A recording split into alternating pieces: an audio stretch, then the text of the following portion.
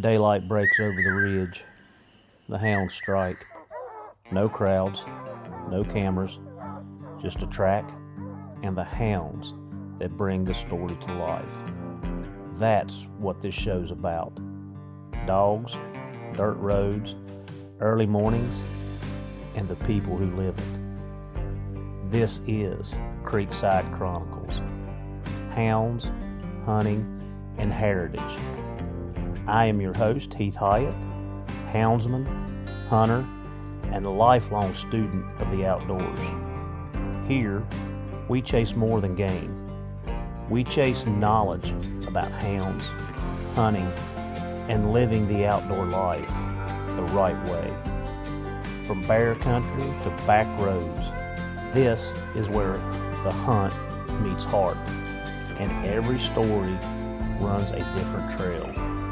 So pull up your chair by the creek, leash up your best hound, and let's get after it together. Performance starts in the feed. Inukshuk's high-fat content fuels long runs and hard hunts, giving dogs the steady energy they need, while quality protein supports faster recovery after the work is done. That's why I trust Inukshuk dog food. Packed with energy and nutrition dogs need to go further, run harder, and recover stronger. If you want extreme performance, you can look them up at Inukshuk Professional Dog Food or CoreyNutrition.com. Welcome back to the Creekside, where we talk about everything from the woods to the water.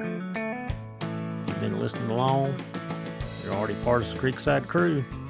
Just pull out that chair. I'm going to grab another log from the pile out here, throw it on the fire. We can get this episode started. Before we get into the stories and the training, I want to thank you for joining us.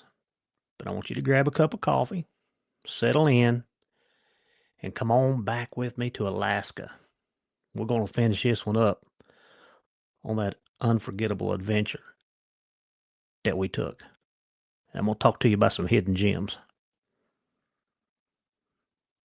So after we left the northern part, the mid region, we left Denali, we went down to the Kenai. I talked to you about the sign and the moose, how it says that 238 moose have been struck since July on the roadways of the Kenai Peninsula. And it kind of wigged me out. I'm like, how many moose are in the state? We talked about that, right? So we go down and we stay in Soldotna, which is kind of in the middle, for us. So the first day we was in Soldotna, we just piddled around there and kind of learned the area. Went to the grocery store. Thank goodness for Fred Meyer's, which is owned by same company as Kroger. We went to a beach, and that was on the Kenai Point. And the water was cold. The sand was brown, extremely brown. There was some guys that had pulled vehicles out there. They had some type of big shindig party, something going on. They had a fire going, which was pretty interesting. And they were playing spike ball. And if you guys don't know what spike ball is, the guys at my gym are absolutely obsessed with spike ball. You take a little ball, and there's like a little trampoline, and you spike the ball down on the trampoline. I can't get into it, but they love it. But that's what they were playing out on the beach. So I thought that was pretty cool. 44,000 miles away, they're playing spike ball on the beach. And I've never seen anybody play it other than at the gym. So that was neat. So the second day, we go down to Homer. It was a pleasant surprise. It was not what I expected. After watching Life Below Zero, and you see those things, it was definitely different. They had a part of the town that was basically like a boardwalk with a bunch of shops, and they had restaurants, and we ended up eating at Patty's. We ate at Patty's. Had fish and chips. You cannot be on the shore and not eat fish and chips. But that's me. I like it. I ate it a lot there. And we did some shopping. We walked out on the pier where all the boats and stuff come in. It was really, really nice. So if you ever go there, that is a place I would recommend. And then where do we go next? Oh, I got to tell you about our fishing trip. So Maddie and I we took a fishing trip. I had booked it. I wanted to go on the Kenine. I wanted to go trout fishing. That was my goal. But trout season didn't come in until the day before we left. So I didn't want to spend the whole day before we left gone. So we done it the day before. So we ended up having to go salmon fishing. Well, let me tell you, this was an experience. Not what I had in my head that it was going to look like and going to be like. So we met up with our guide, Brad. He was actually from Pennsylvania. I think I may have stated this in one of the previous podcasts. He went to school in Pennsylvania, then ended up getting his grad from Montana. Him and his buddy went out there after they graduated just to go, and he never went back. And that seems to happen a lot for people that go to Alaska. So he's a school teacher by trade, but in the spring and the summer, he guides fishing trips. So it was really good meeting him, talking to him, and just learning. So we met him early one morning, the Wednesday morning, and got squared away. So we drove down. We ended up fishing on the Castleoff River. So one thing I didn't understand, I didn't know. I guess I hadn't done my research, and I don't know because I don't have salmon here. I got trout, bass, catfish, striper, walleye, muskie, everything but salmon. So we go down to the boat ramp, and there's like 7 or 8 boats already there. Now it's early, like it's cracking daylight early. And I'm like, holy crap. And he's like, no, don't worry. He's like, usually there's 50 boats here. And I'm like, what? And he's like, oh yeah. He's like, this is nothing. So everybody's putting their boats in. We take a couple pictures and we start down the Kessloff, and we go maybe a mile or two down. We just float. We get to this point. They pull over to the side. He anchors the boat. There's already 2 other boats on this little point. And he said the last couple of days, the fish have been running. It's been a really good spot, so we're going to stay here. So he gets out and he explains to us, okay, this is what we're going to do. He gives us a fly rod, but it's got a big sinker on it and a leader and then a hook. And just a single hook, not a treble. And he says, you're going to throw it out, you're going to follow it down through the current, and you're going to rip it back to you.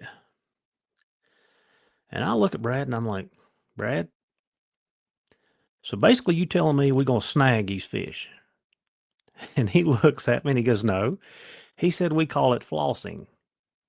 This is what you do. And he demonstrated again. And he takes the rod, throws it out, lets it float, rips it back to him. And I said, well, in Appalachian America, we straight up call that snagging, and it's illegal.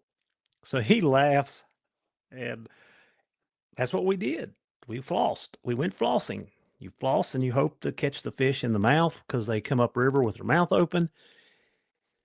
We did that for hours. And when I say hours, my shoulder was getting tired.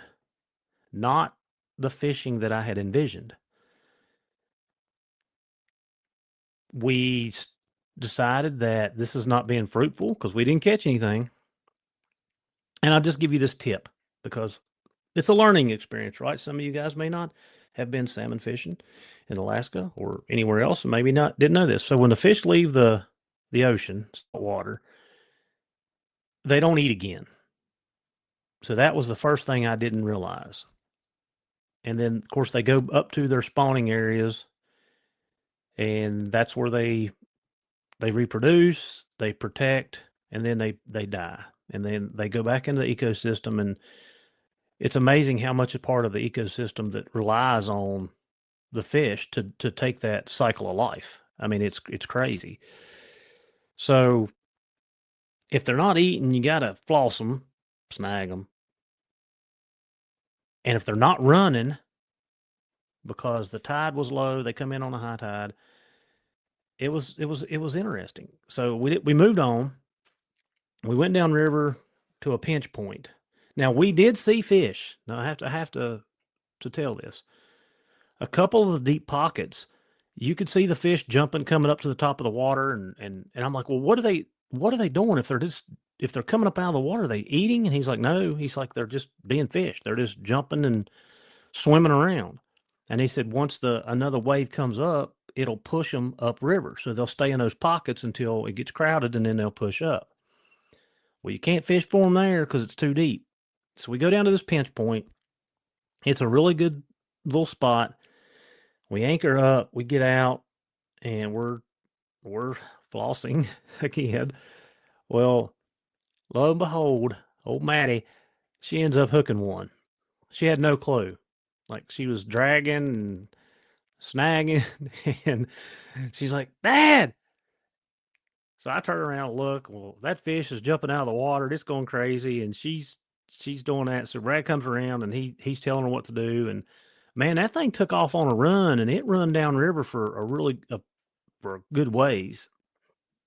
So he finally waded out there, and we got the fish in, and we got it.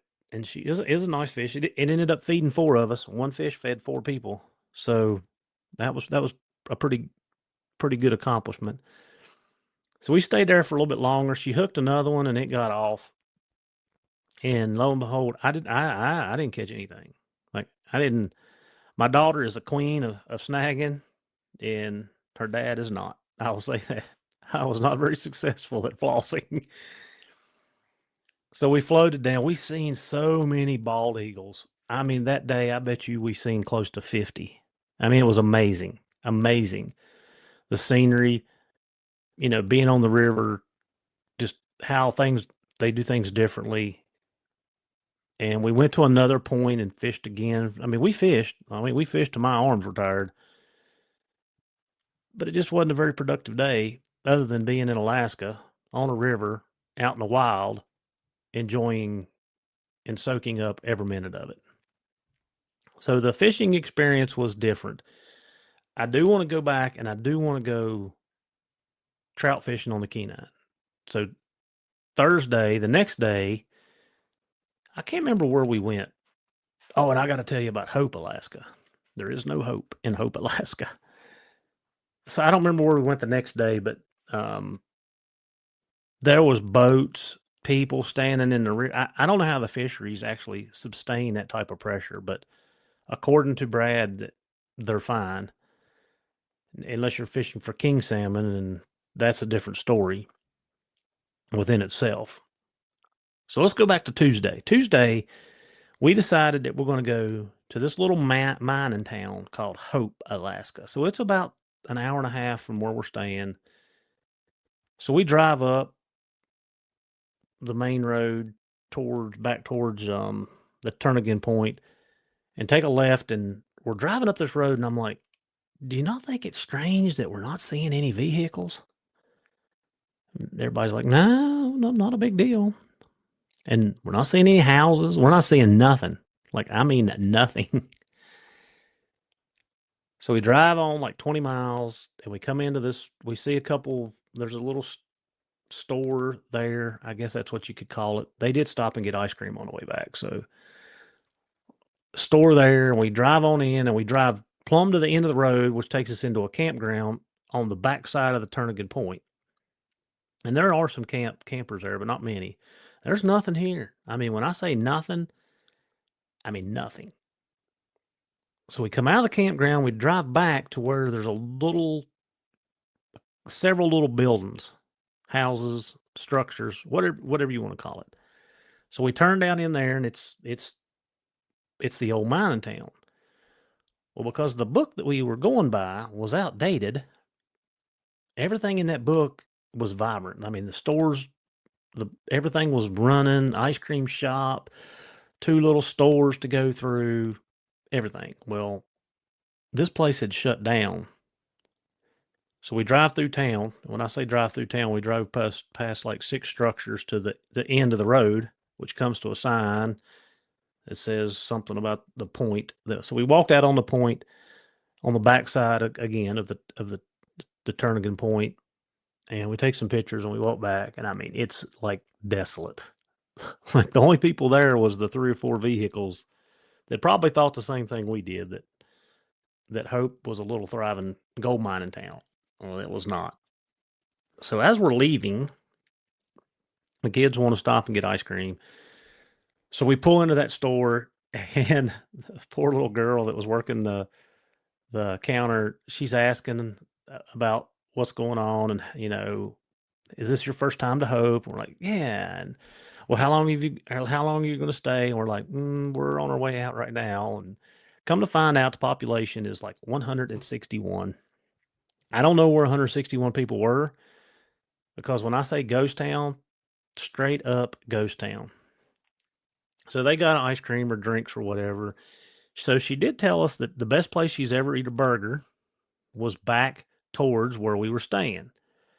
So on Thursday, after we got back from Stewart was a disappointment. We did go to the Exit Glacier, and we weren't quite prepared to. If you do the 8-mile hike, I think it's round trip 8 miles. You can walk right out on it. We weren't really prepared for that, but now I'm going to tell you, there was a foreign guy and girl that were dressed to the nine with boots, hiking boots, pants, jackets, hats, sunglasses, cameras. They could have probably spent a week up there. And the carrying the stuff that they had was more than. I'm a minimalist. Like, I don't want to carry no more. I don't even like carrying myself sometimes, but they had a lot. So we did go to the Exit Glacier. It was kind of neat that they had signs, like year signs, like 1825 and 1917 and 1953. So everywhere those signs were is where the glacier was at that year. And you can see how it's disappearing. Like that was pretty neat.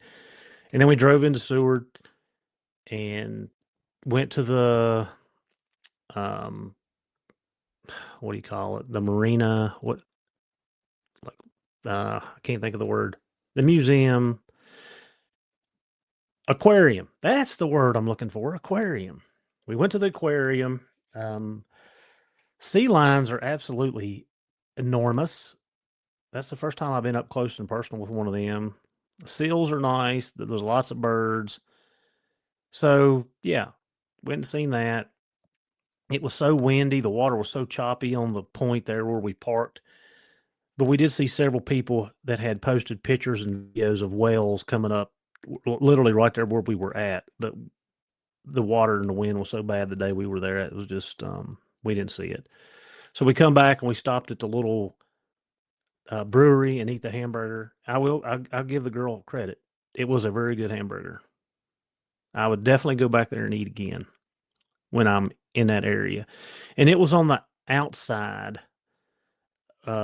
It was on the front side of the Kenine River before you go across the bridge where they put all the boat launches and stuff. So that was Thursday. And then Friday, I'm going to tell you about a little hidden gem. So we're going back to the airport. We got plenty of time. Our plane don't fly out till 8. I got to turn the rental car in at 6.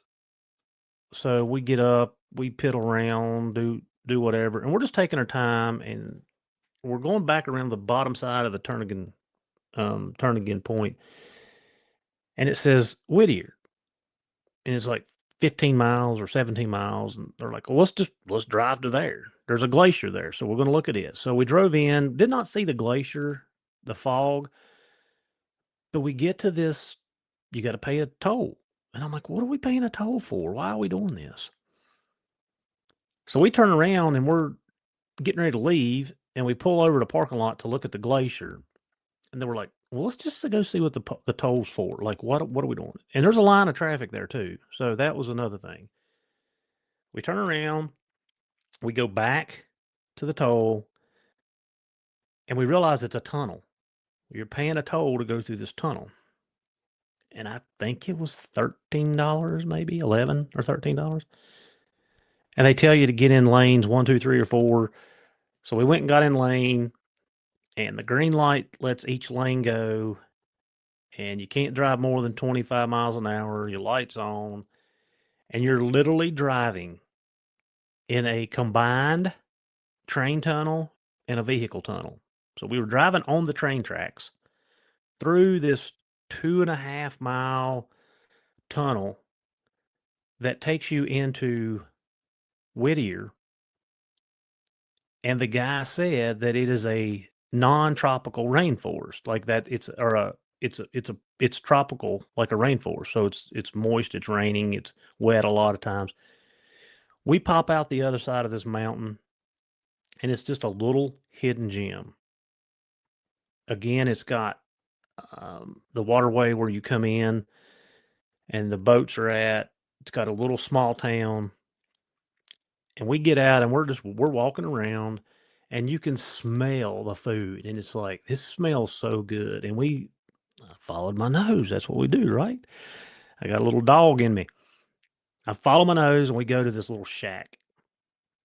And I'm like, are we going to eat here while we're here? Everybody's like, well, we can. And I'm like, I don't care. I'm eating here. It smells good.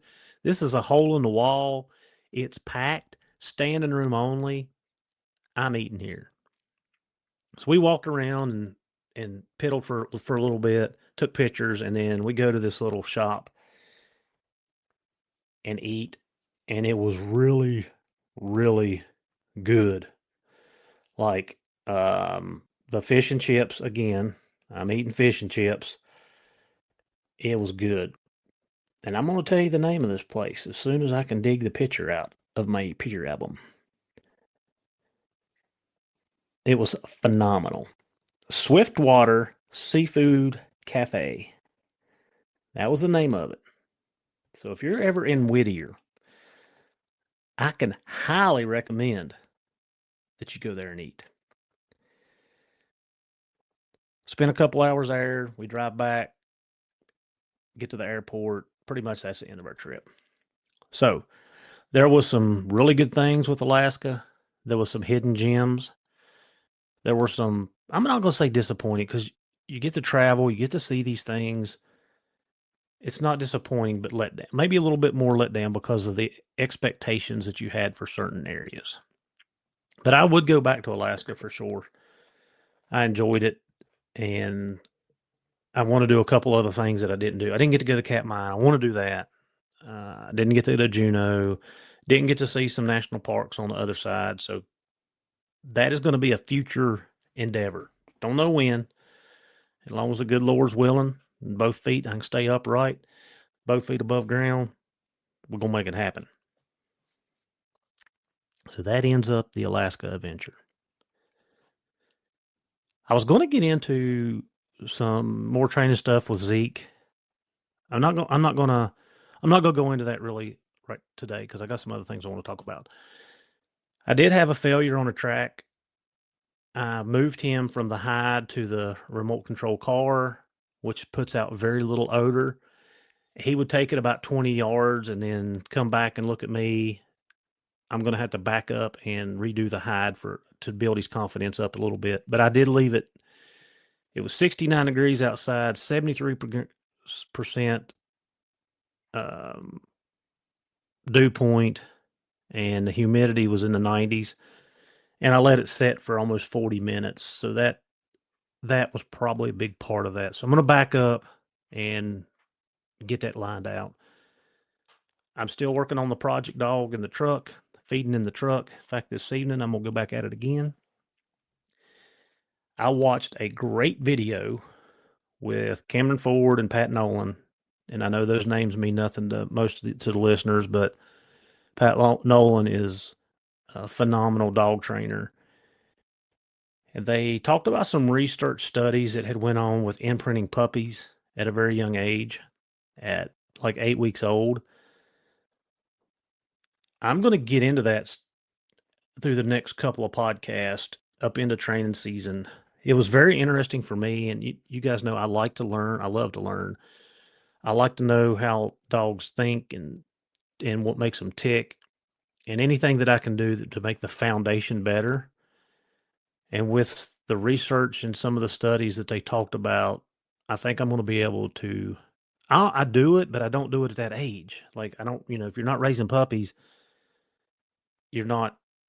If you don't have your hands on the puppies at 8 or 10 weeks old, and Pat even said that if he goes and picks up a puppy, the first day he brings it home, he starts this process, and he works it, and then lets the dog mature, and then he goes back to it, and the dogs just kind of take right off. So we're going to talk about that over some episodes.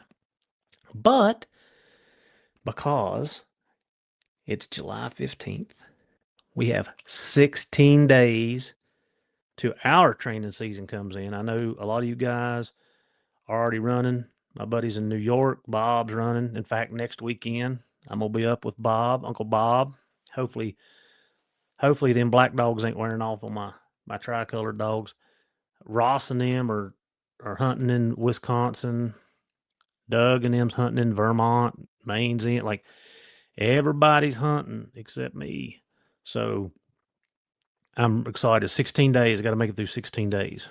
Which brings me to this. What are we doing to prepare? I know George put out a post about getting the dogs in shape. That, each to our own. Everybody does things a little different. Some people don't have the ability. Right now, I don't have the ability to take my dogs out and road them because I don't have anywhere to do that with a good road that is not on national forest. So it kind of eliminates me. I've been letting them out in the yard when I mow. You guys know that. But let's talk about some things that I'm doing. I've made sure that I have got my flea and tick stuff ready.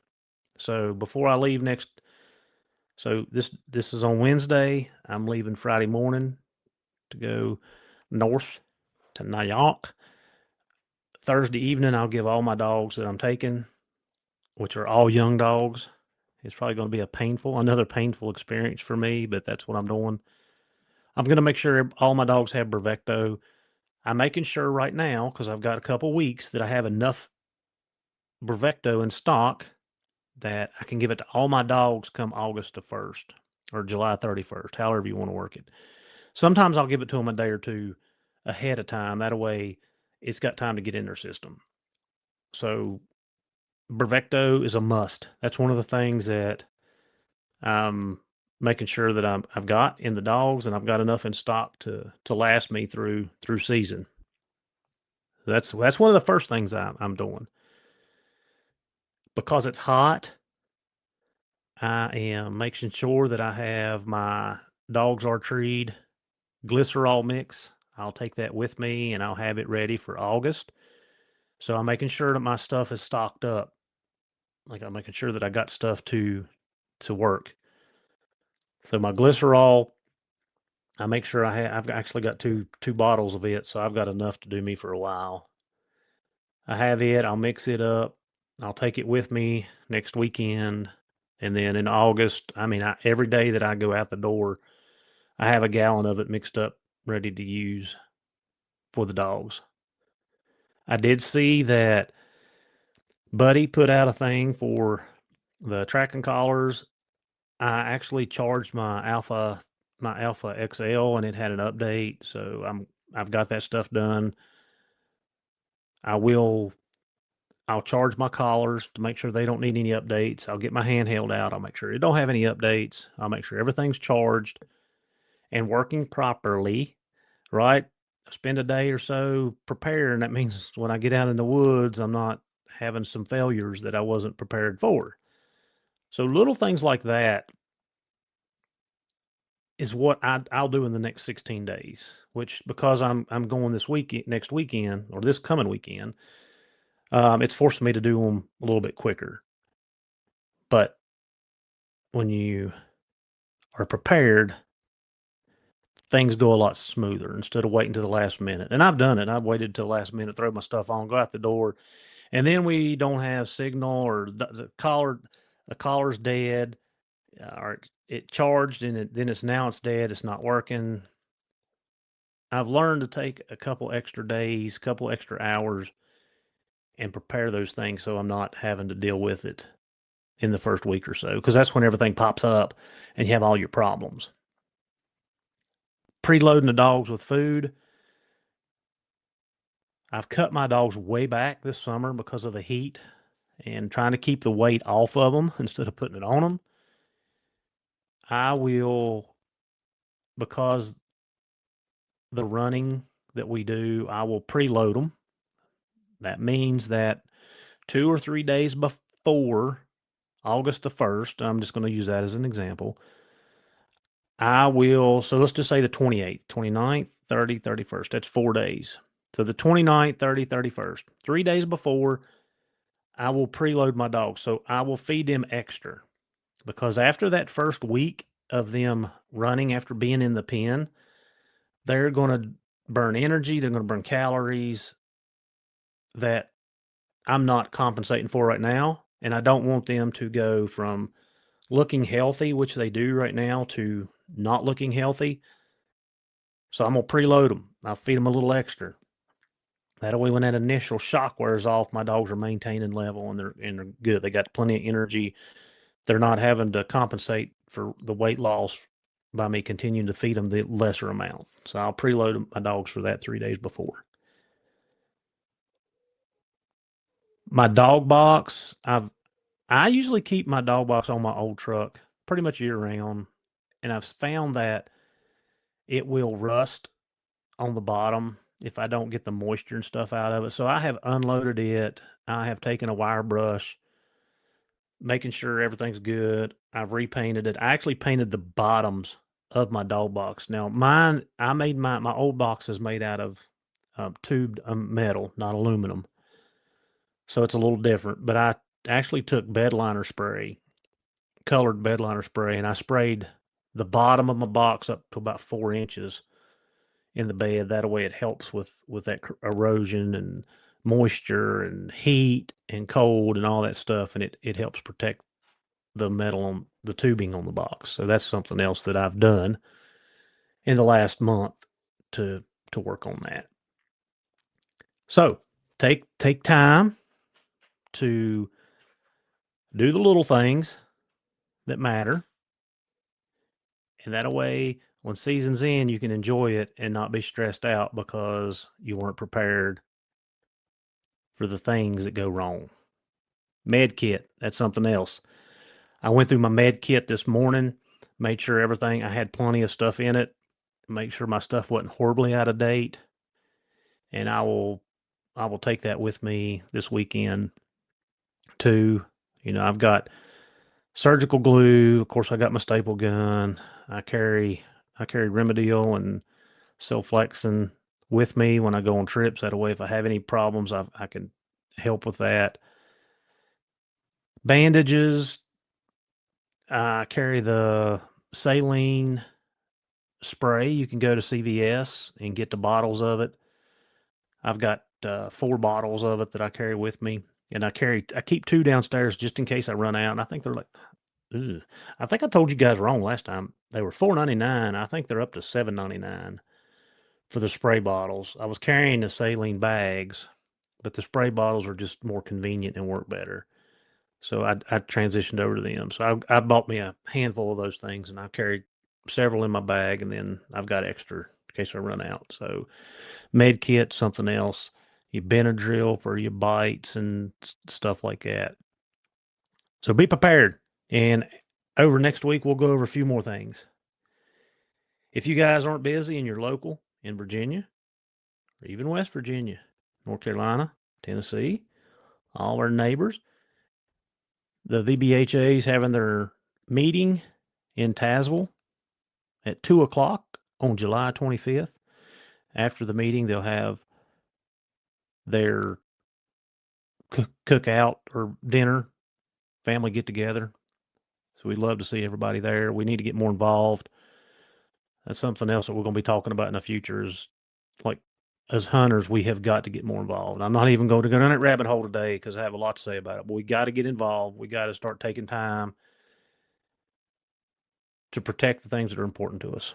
And it's not about us anymore. It's about the future. It's about our kids. It's about our grandkids. If we want them to continue to do what we do, then got to get involved, because somebody is not going to do it for you. If you're not doing it yourself, then who's doing it? We wrap this episode up. Everybody should become a VIP member for WU Hunting Supply. Get you some perks. Get your phone number straight into their address book. You can text them, order stuff right off the line, right off the text messages. You get a little swag bag each month for being a VIP member. It's well worth the money. I'll tell you that. I enjoy my stuff and I enjoy my perks from having it. So I would suggest everybody look into that, join up for the program, and enjoy the amenities that come with it. That's going to be a wrap for this week's episode of Creekside Chronicles. We appreciate you spending your time with us, whether you're in the truck, in the woods, or sitting by the creek just listening along. Thank you for walking this trail with us. Until next time, keep your dogs fed right, those leads tight, boots muddy, and we'll see you at the tree. Tailgate drops before the light, coolers packed and the rig sitting right, tracking collars charged, beeping green, boots in the bed and the rifle's clean. Dog box rattling, engines hum, we're chasing bear till the day is done. Old ring barking like he knows what's near, nose to the wind, tail full of cheer. From the Virginia mountains to the Carolina clay, we're burning fuel and miles each day. Every turn's another tale, through mountain mist and paper trails. We see the sunset red in Tennessee, rise through the fog in old WV. North Carolina's pines echo loud with the cry of a hard-run hound. New York forest, Maine's deep snow, Vermont valleys where the black bears go. Truck keeps rolling, wheels don't care. We're chasing daylight, chasing bear. Rest stops few, the roads are long, but the fire in our hearts still burns strong. Wisconsin mornings cutting crisp and clear, Canada's wildwoods drawing near. Still got states we ain't run, but that hound dog fever won't let us quit. We see the sunset red in Tennessee, rise through the fog in old WV. North Carolina's pines echo loud with the cry of a hard-run hound. New York frost, Maine's deep snow, Vermont valleys where the black bears go. Truck keeps rolling, wheels don't care. We're chasing daylight, chasing bear. Gas station coffee, Alpha XL on the dash. Another back road, another bear track. Friends made fast and stories told slow. Under stars where only hunters go. We see the sunrise gold in Canadian air, and it sets on a trail down in Appalachia. Packing steel and leather, grit and care. We're built for the road and chasing bear. So load the dogs and slam the gate. There's a trail ahead, we won't be late. From dawn to dusk, we're always there. Chasing daylight, chasing them bears.